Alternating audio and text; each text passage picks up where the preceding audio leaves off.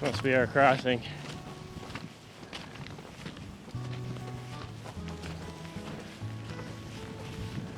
Nope.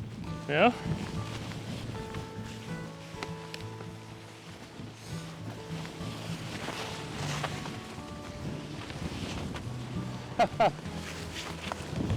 No. Stick with it.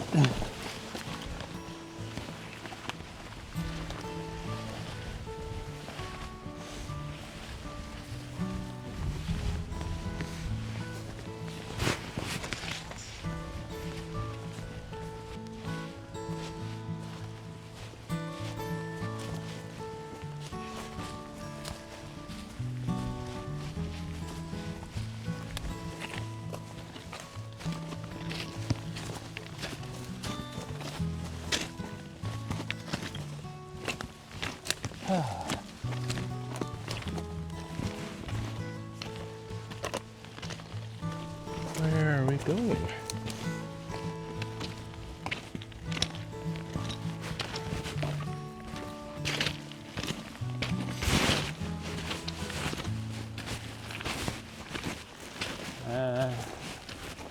Flagging?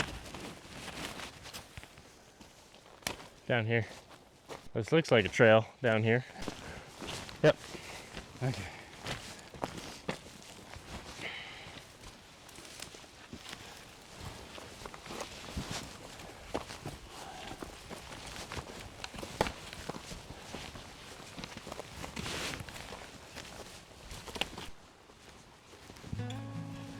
This whole trip, I've been thinking a lot about the transition from our daily lives to this, from the human world to this, and the differences between the two experiences. Okay. The peace of mind we can feel here, the sense of smallness in a big world, the wonder at our surroundings, and then the physical and mental challenges of moving through wild places, and the heightened awareness that it brings. And how it releases us for a time from all of the abstracts, all of the attention to things going on beyond our immediate surroundings, all the news of the world, all the distractions from ourselves and the things around us that we experience in our day-to-day lives. How being here brings our focus to the here and now.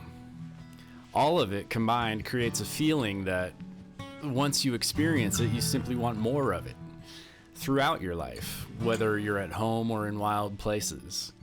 And I've come to believe that figuring out how to bring those two experiences closer together is a challenge worth taking on. I've also thought a good deal on this trip, again, about how privileged we are to be able to be here. And it's come to me repeatedly, even yesterday in the midst of our rain-soaked, half-lost misery, that powerful feeling of gratitude that I've felt often on these trips. I'm simply happy to be here and grateful to be here, to see all of these things and experience it all, and to be able to be here with my son. And I'm thankful for the people who recognized the value of this place and protected it. We absolutely need more of them. And look at the color in that water. Just in that like that. Today, I'm thankful for the sunshine. After yesterday's soaking, we're both happy to see the sun and feel that deep chill dissipate. We have a long hike today, and we got started earlier than usual. We're hoping to make it around 10 miles. Way out there. Now we're making our way west down Valle Hermoso to its junction with Valle Aviles. Then we'll turn south and move down the valley along the Rio Aviles. Camping isn't allowed within 10 miles of Casa de Piedra, where we're aiming to stay tomorrow night. So we hope today to get as close to that 10-mile boundary as possible. That means a roughly 10-mile hike today. There'll be a fairly short climb at the head of the Valle Aviles, then it's downhill most of the way. As we make our way down the valley, the habitat will change gradually as we move from the higher mountain valleys toward the steppe of the Valle Chacabuco.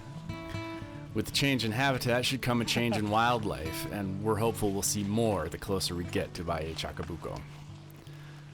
We're in good spirits as we set out, and we're looking forward to the day. Good grief. Yeah, you can see where there's just been a big rock slide right there, all the way down through these trees.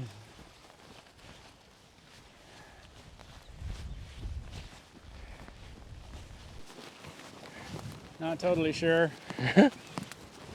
There are some tracks. Seems promising. Oh, somebody else came through there. Some little creature. Little fox, I bet. Nah. Huh. That's a nice tree. It is a nice tree.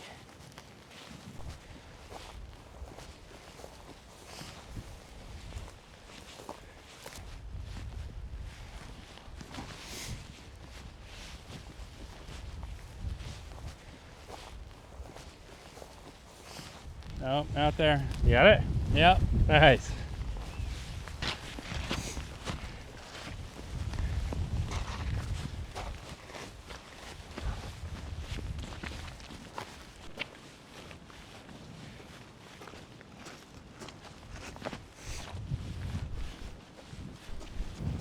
There it is.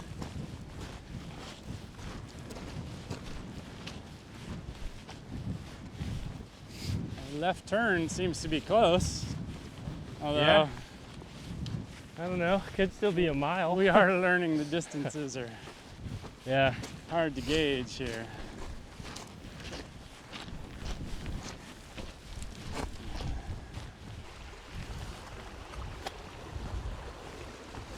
Oh shit.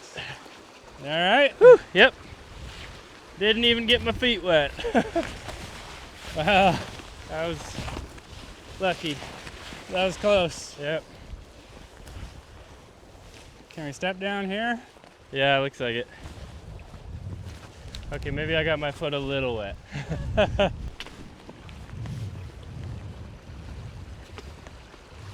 Okay. We'll see how this goes. Yeah. Looks a little deep on that other end.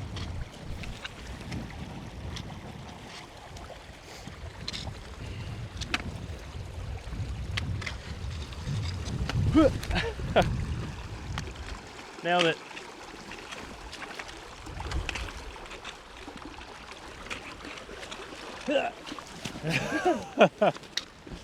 There we go. Nice. All right. On to the next marker.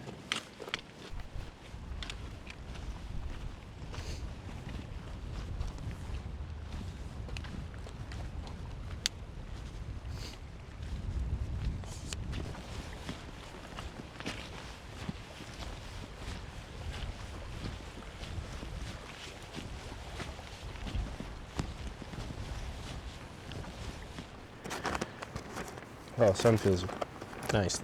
Oh. So nice. Mhm. Well, it's probably two miles out of the way. Mhm. I imagine Julian has made it to the glacier and Mhm. probably on his way back Mhm. already.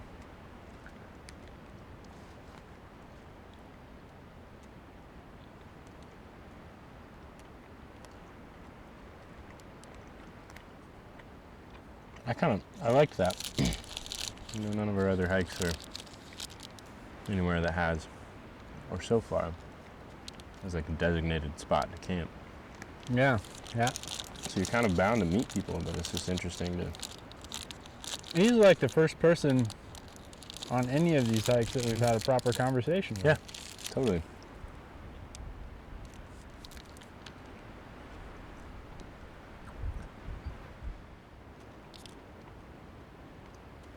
This is a nice little spot. This is. Sounds perfect. Like right over there, it's quite windy. It's not actually 10 miles. It's 9.5. Mhm. So we've only got Seven seven and a half left. And we have been coming uphill this whole time. Yeah. Man, just getting sun on my arms feels incredibly good. We got a good chill yesterday. Mm-hmm. Yeah. Kind of take the shoes and socks off and just lie here in the sun for a while.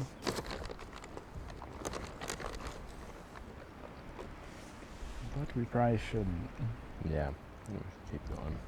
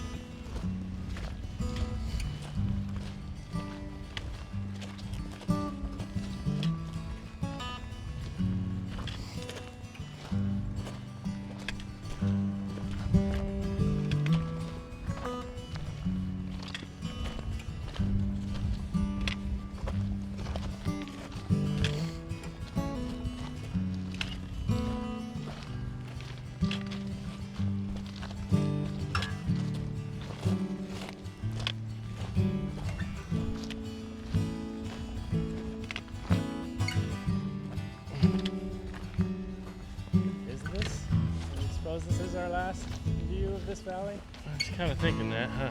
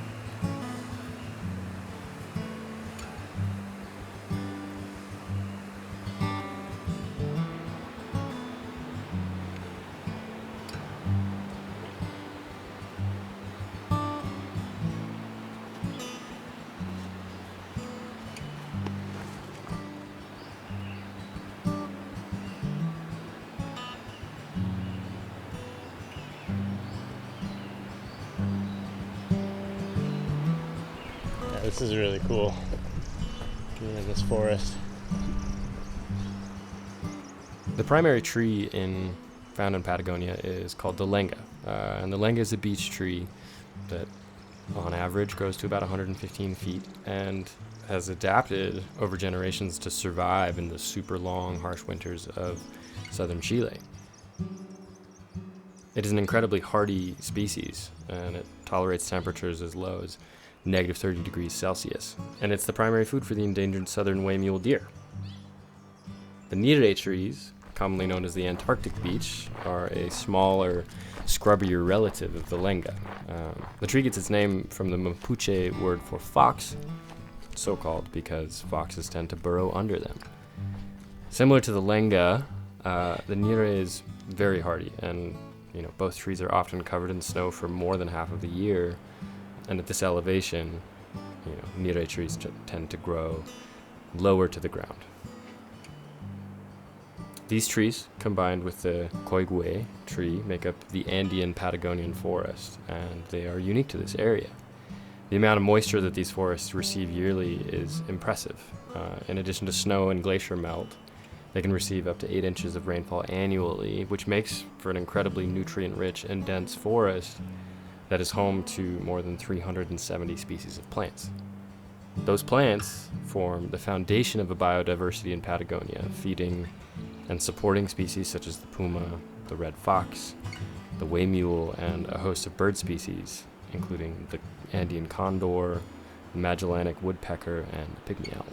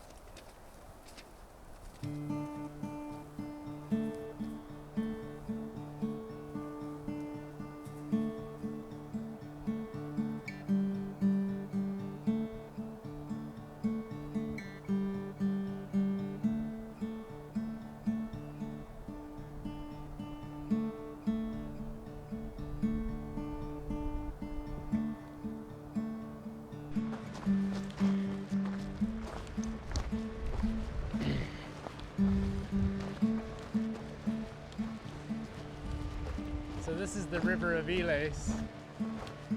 Yeah, we just follow the river down, but And what marker are we trying to get to today? I think it said the 17-kilometer marker. This is where we camp. Yeah. Cool. So So we have about 8 kilometers to go total. maybe, yeah. I'm going off kilometers now. It's a lot more fun. It is, because they pass faster. Yeah. and-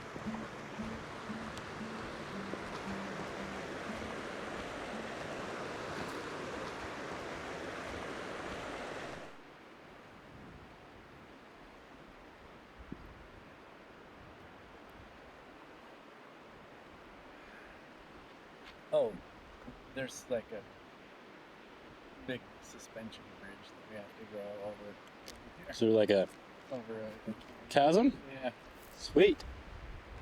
apparently. Awesome. That's super cool. It's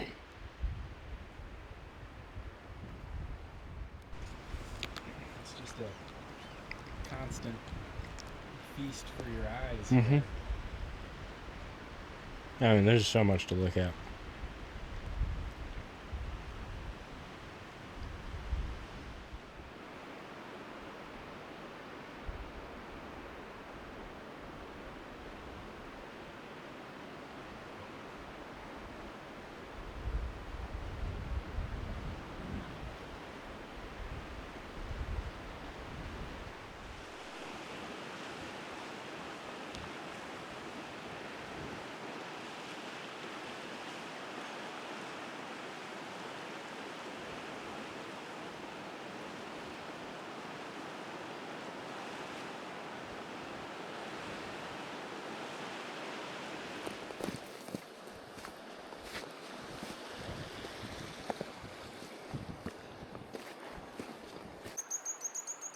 Are you kidding me?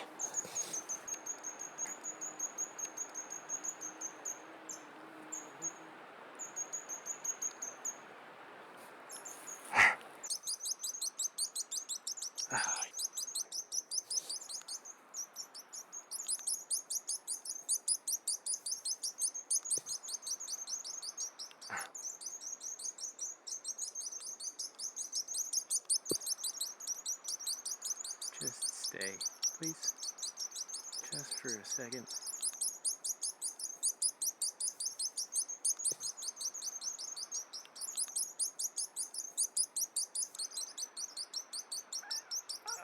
Yeah. This is so hard.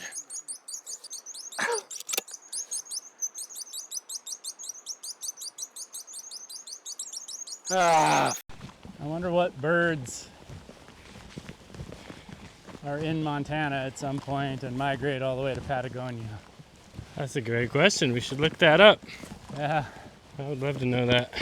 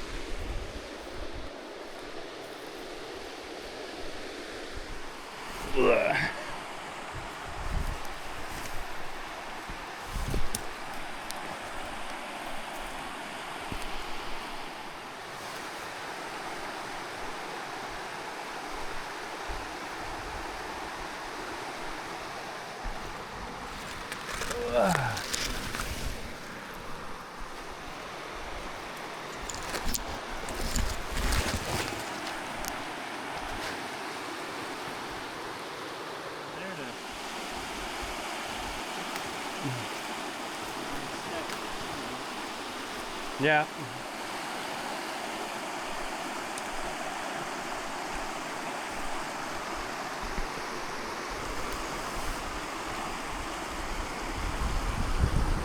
Good grief. Damn. It's hardcore. Yeah, that was not exactly what I expected. All right, almost.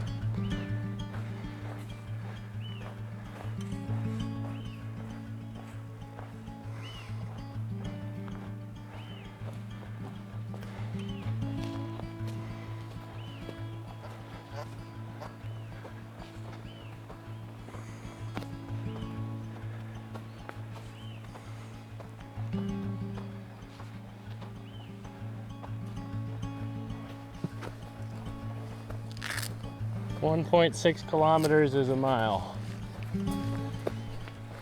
So, a little under 2 miles.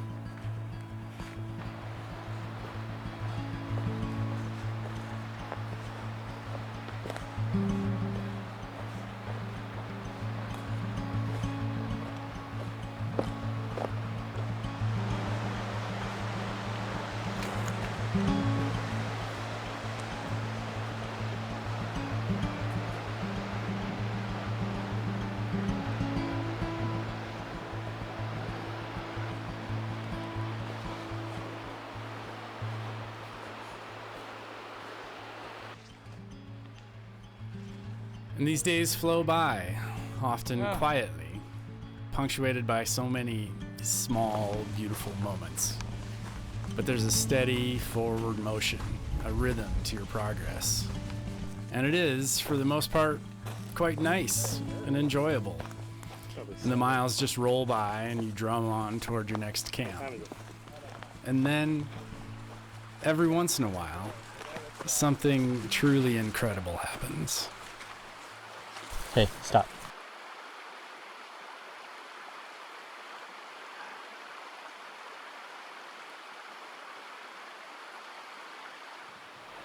Wow.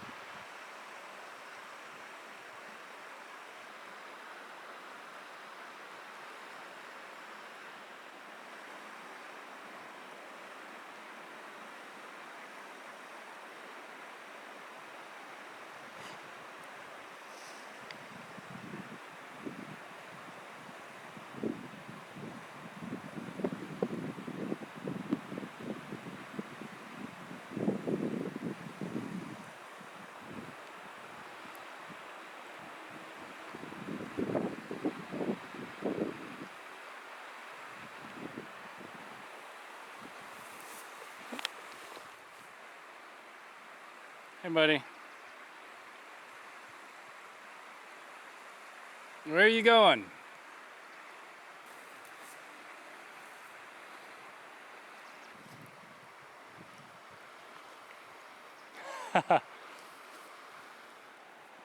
Go on.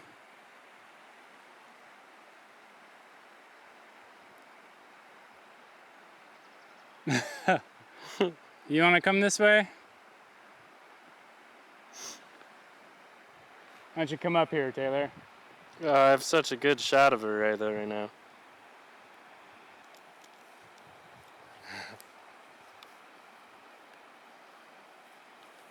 This animal is not used to seeing humans.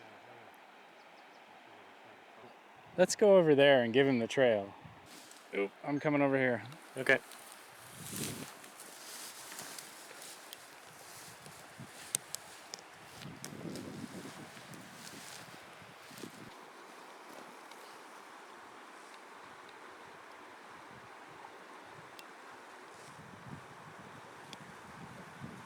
He just wants to hang out. Where are you going? Yeah. This is like National Geographic over here, okay?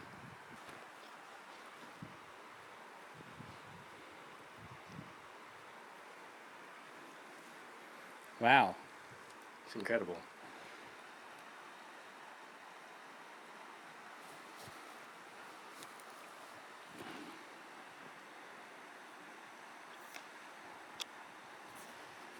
No. That's not what you want to do.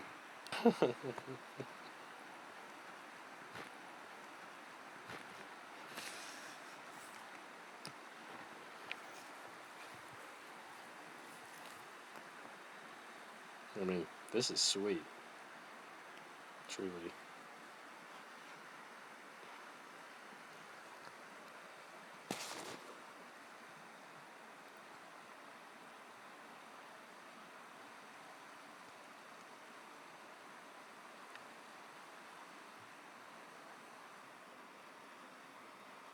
Oh, yeah. Well, should we just try and move past him?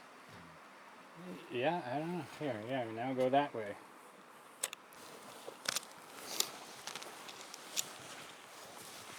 There he goes. Now.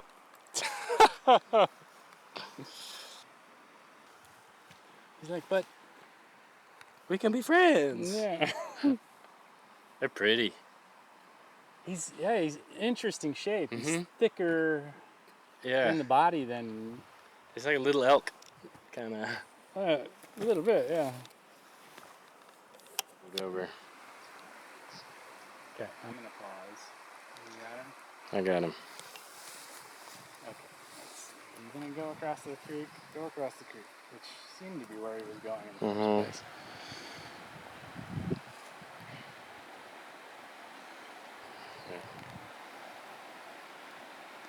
Let's move forward a little. See if we can get him to get out of here. He just really wants to be our friends, or he's like protecting something. I don't know. Just is not really sure what to do. Mhm. Okay. Now let's try to move past him on this side. Okay. You lead the way.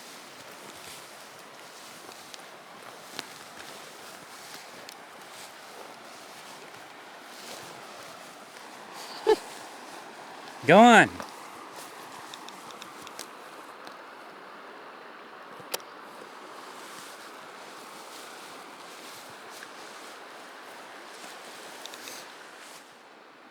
Hey, step to your right a little.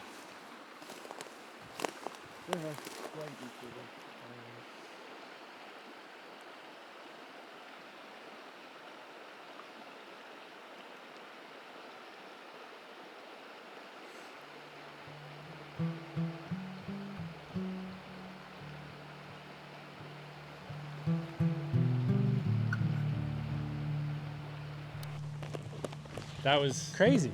that was crazy. That's so funny. He just, I don't know.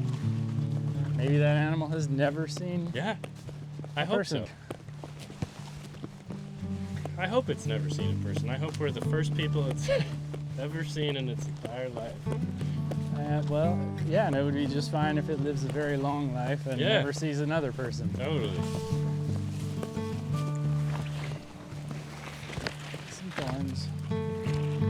The way mule deer is one of the most elusive and endangered large mammals in South America.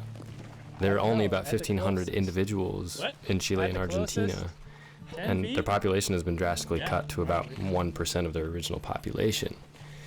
Originally, their range extended across much of Chile and Argentina, but unfortunately, its historic range has shrunk significantly, with the species now being extinct in several areas, and their population is severely fragmented. Forest fires, poaching, and the reduction and alteration of its natural habitat have been the primary drivers of their decline. And what's more, the introduction of non-native species like wild boar and red deer has decreased food availability, increased transmission of diseases, and has pushed the white mule out of their traditional habitats.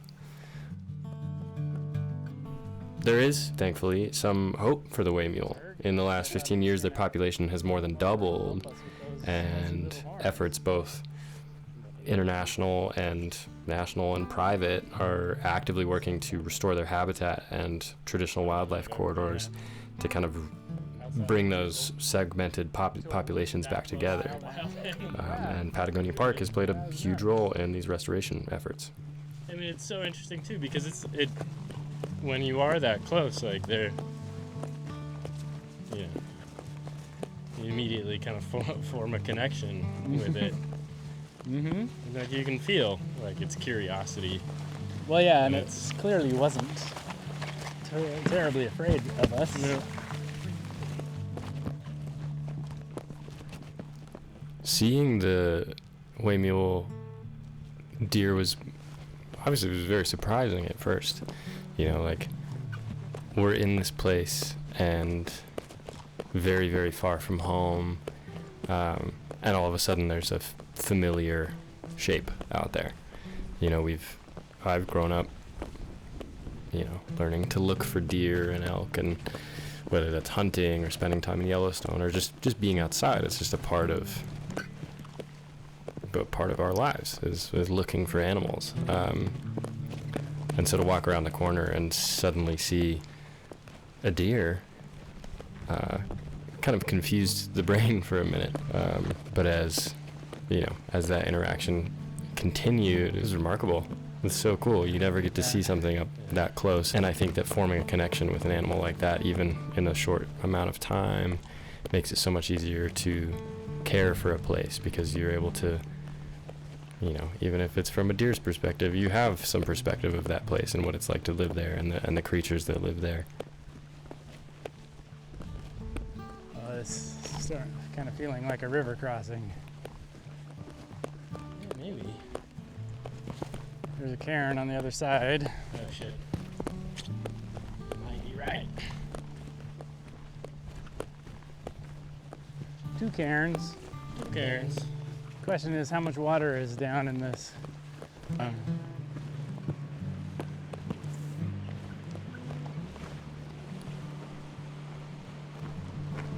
Well, what do you want to do?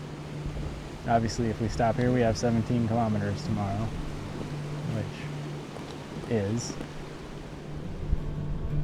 10 miles, roughly. Mm-hmm.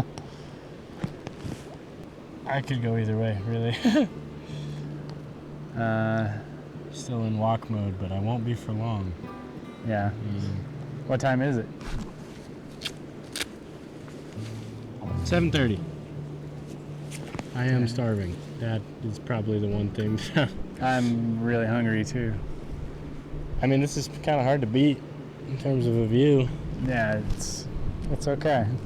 And the sun is going to come up maybe over there. Ish. Roughly. Could be sweet.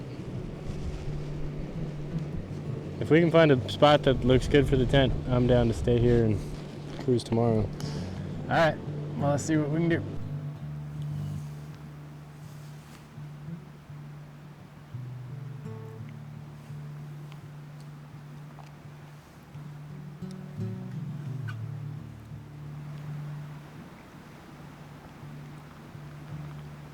That's just incredible. Yeah. I really like this one with all the layers and Yeah, kind all of the striations. columns. Yeah, it's really cool. Distinct. That's just nice how the light hits that and clouds are breaking it up.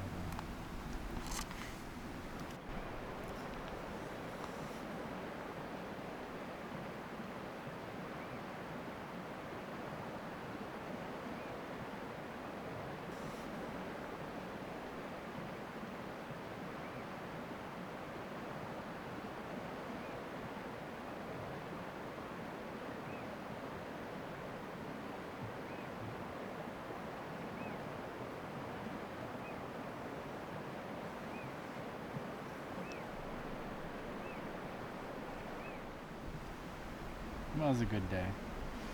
That was a good day. We saw a lot of cool stuff. Okay. Well, is that the tent? Because I'm ready to get in it. All right.